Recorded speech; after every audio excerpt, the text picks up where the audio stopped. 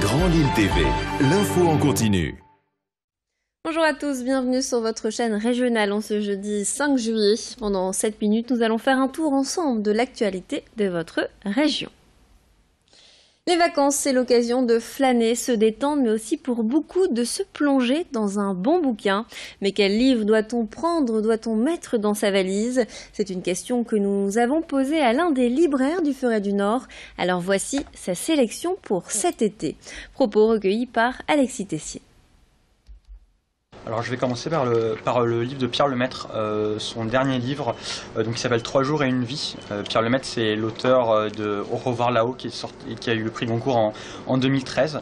Là il change de registre avec un livre à mi-chemin entre le polar et le roman. C'est un drame familial où on voit qu'il y a un gamin qui commet une énorme bêtise.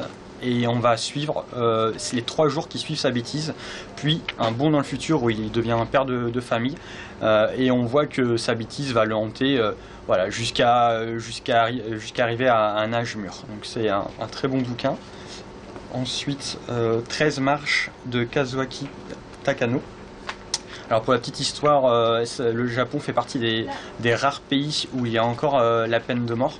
Et donc on suit les mésaventures d'un condamné à mort qui a perdu la mémoire. Et quelques jours avant son exécution, il se souvient, il se rappelle, et pour lui, il est innocent. Et on va suivre son parcours et sa lutte pour prouver son innocence. Ensuite, en attendant, Bojangles, très beau livre, un roman d'amour entre un homme et une femme raconté par leur enfant. C'est plein de poésie, on sent vraiment l'auteur qui a été inspiré entre autres par tout l'univers de Boris Vian. Vraiment une lecture excellente. Le dernier Franck Tillier, Charcot, un polar pur et dur avec 2 inspecteurs du 36 quai des Orfèvres. Voilà, comme chaque Tillier, c'est toujours très noir, toujours palpitant et toujours très bien documenté. Le dernier livre que je vais vous présenter, c'est Les Corps brisés d'Elsa Marpeau. Le bandeau commercial de Gallimard est très bien fait. C'est entre ça des Miséries de Stephen King. C'est totalement ça. C'est un huis clos dans un hôpital vraiment glaçant, parfait pour l'été. Voilà, vous êtes donc parés pour cet été. Cette première semaine de juillet marque le début des vacances pour la plupart des écoliers. Mais pour beaucoup de parents, pas question de se la couler douce pendant ces 2 mois d'été. Les indémodables cahiers de vacances vont donc être pris d'assaut comme chaque année. Selon l'INSEE, 4 millions de livrets sont vendus par an. Nous sommes allés à la sortie d'une école pour connaître l'avis des nordistes sur ces devoirs de vacances. On souhaite quand même que les enfants aient leur niveau pour la rentrée, pour que la rentrée se passe bien, pour qu'ils fassent autre chose que du vélo, ou de la trottinette ou de la tablette pendant les vacances. Et donc une continuité dans les apprentissages de la lecture et puis du savoir compter aussi est important. Après pour le reste, on n'est pas enseignant, on n'est pas pédagogue, donc on ne va pas faire d'histoire ni de géographie, mais on va plutôt faire de la lecture et des mathématiques. Pour les faire travailler... pour pas qu'ils perdent les choses qu'ils ont acquis durant l'année. Mais j'aime beaucoup les cahiers de vacances. Ça occupe les enfants, ça ne leur fait pas perdre les acquis, ça les maintient. Je trouve que c'est quelque chose qui est très intéressant, mais il ne faut pas qu'il soit trop épais parce que les enfants ne vont pas le faire. Je pense que c'est pas indispensable. Les enfants ils vont se reposer pendant les vacances, ils vont faire plein d'autres activités que des activités scolaires. Donc nous, on n'en achètera pas et on n'en achètera pas, non. Ils en ont assez pendant l'année scolaire avec leurs devoirs. Voilà, donc pas de cahier de vacances. Pendant les vacances, ils vont faire autre chose, des activités plutôt extérieures, visiter des musées, des églises, des châteaux, voilà. Notre façon de se cultiver. Souvent il y a des jeux. Et souvent on peut faire ce qu'on veut. On peut apprendre des choses pour l'année prochaine et ça nous aide. Mercredi prochain, l'Orchestre national de Lille et le maestro Jean-Claude Casatsu vont faire retentir le Requiem de Verdi au Grand Stade de Villeneuve-d'Ascq. 300 artistes face à 30 000 spectateurs.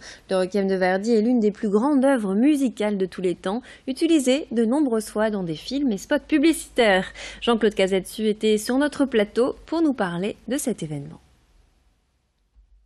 Le L'œuvre est extraordinairement populaire, elle est au sens noble du terme, c'est-à-dire que chacun peut y trouver la nourriture qu'il recherche. C'est une œuvre panique, de révolte absolue contre la mort, qui est évidemment inéluctable, avec en même temps des messages d'espérance, presque dans le style de Beethoven. Vous savez, Beethoven, il levait ses mains vers le ciel, en disant « Ah, mon Dieu, pourquoi m'as-tu abandonné ?» Et puis finalement, il y avait en même temps un message musical d'espérance.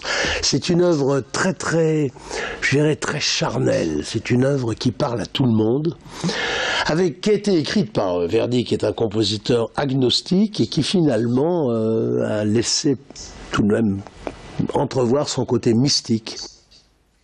6 mois après sa création, la Chambre de commerce des Hauts-de-France fait un point sur ses objectifs. Hier, lors d'une conférence de presse, la CCI a dressé sa feuille de route.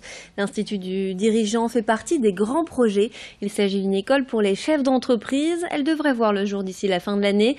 Les inscrits seront formés aux enjeux de l'avenir, notamment en termes de digital et de cybersécurité.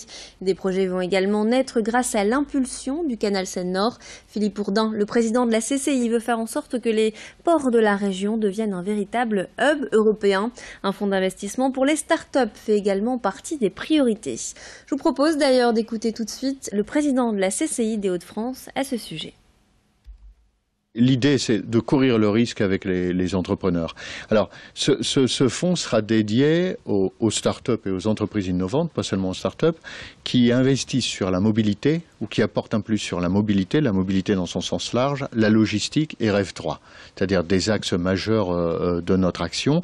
Donc, courir le risque, mettre de l'argent, donc nous allons avoir un fonds grosso modo de 3 millions d'euros pour démarrer, uniquement la CCI Hauts-de-France, et mettre notre argent et risquer l'argent de la CCI. Donc pour cela, nous allons vendre éventuellement des bâtiments pour pouvoir réellement leur apporter un plus, un fonds d'amorçage qui leur permette de démarrer, qui leur permette de se créer, qui leur permette aussi d'innover. Et c'est la fin de notre journal. Tout de suite, vos prévisions météo sur votre chaîne régionale. Et nous, on se retrouve au prochain quart d'heure. Restez avec nous.